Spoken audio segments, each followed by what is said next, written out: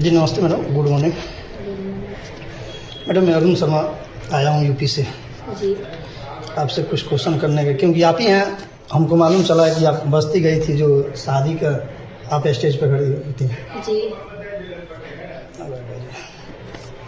आपसे कुछ क्वेश्चन मुझे करना है। जी पूछिए। मैडम आपका क्या नाम है ऐसा? मेरा नाम रेशमा सिंह है। आप कहाँ की रहने वाली हैं? जी मैं वैसे तो प्रॉपर बिहार की रहने वाली हूँ, बट मैं शुरू से गुजरात में ही रहती हूँ। हमारा स्टडी गुजरात में ही हुआ है। आपकी शादी का कितने साल हुआ? मेरी शादी को अभी 8 दिसंबर 2025 में 3 साल हुआ है। 3 साल हुआ। अभी 3 साल हुआ। मैडम अभी आप गुजरात में रहती हैं, जी कोई कंपनी में काम करती हैं? नहीं, कोई कंपनी नहीं है। मैं एक ऑफिस में HR का ट्रेनिंग में हूँ अभी मैं।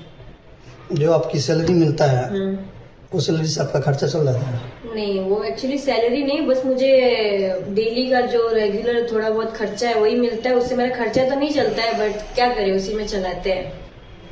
ये भी एक बहुत बड़ा दिक्कत हुआ नहीं? आपके साथ भी बहुत बड़ा दिक्कत हुआ।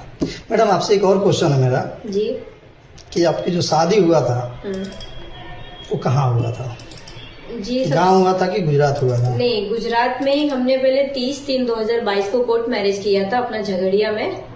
फिर उसके बाद पूरे परिवार की सहमति के बाद हमने 8/12/2022 में ही पूरा धूमधाम से सन प्लाजा होटल अंकलेश्वर में, जो ब्रिज के पास में हुई है? हाँ वहीं पे मैंने फिर धूमधाम से शादी हुई थी हमारी। बिल्कुल बिल्कुल। उस शादी में उनके घर से कोई आया था कि आप ही लोग केवल थे दोनों? नहीं, उनकी पूरी फैमिली, उनके गांव में जितने लोग उस शादी में मौजूद थे उस वक्त, जैसे उनके भाई, उनकी भाभी और उनके माता पिता, चाचा, मामा मामी सब यहाँ पर आए हुए थे। वो मेरी भी शादी में आए हुए थे और वही लोग वो भी शादी में उस वक्त मौजूद थे। अच्छा।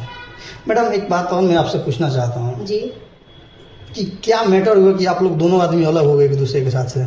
अलग इसमें हुआ कुछ नहीं। पहले तो जब मेरा शादी हुआ 8 दिसंबर 2022 को, उसके बाद 12 दिसंबर को मेरे हस्बैंड मुझसे ये बोल के मेरी सारी ज्वेलरी रख लेते हैं कि मुझे कुछ कर्जा भरना, ये 2 दिन बाद, शादी के 2 दिन बाद ही। बट ठीक है, वो कोई बात नहीं, बट मुझे थोड़ा सा, एक नई शादी होती है तो हमको ऐसा लगता है कि शादी होते ही एक भरोसा था आपको? थोड़ा सा मेरा मन ऐसा हो कि शादी होते ही ज्वेलरी कौन मांग ले, तो अभी पूरी ज्वेलरी, मैं एक ज्वेलरी नहीं पहनी, मंगलसूत्र छोड़ के उन्होंने सब मुझसे मांग ले। फिर धीमे धीमे मुझे बोलने लगे कि मेरे पे ये प्रॉब्लम, वो प्रॉब्लम, अपने पापा को बोलो कि कुछ पैसों की मदद करे।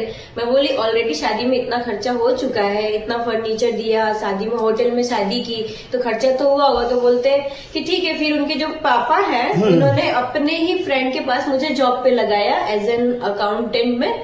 तो वहां से मेरी जो भी सैलरी आती थी वो हर महीने इनके अकाउंट में मैं दे देती थी, ताकि वो हर महीने का ऐसा कलेश ना रहे। बिल्कुल। आप अपने तरफ से मैंने क्लियर थी? हाँ, आप अपने तरफ से क्लियर थी? हर महीने सैलरी के अलावा जो छोटे मोटे खर्चे, जो कि मैंने सोशल मीडिया पे दिखाया भी है, 100 रुपया, 200 रुपया, 1000 रुपया, 500 रुपया, जो भी अलग से जो खर्चा जो एक हस्बैंड को वाइफ को देना चाहिए, मैं वाइफ होके मैं अपने हस्बैंड को देती थी, मैं हर एक चीज।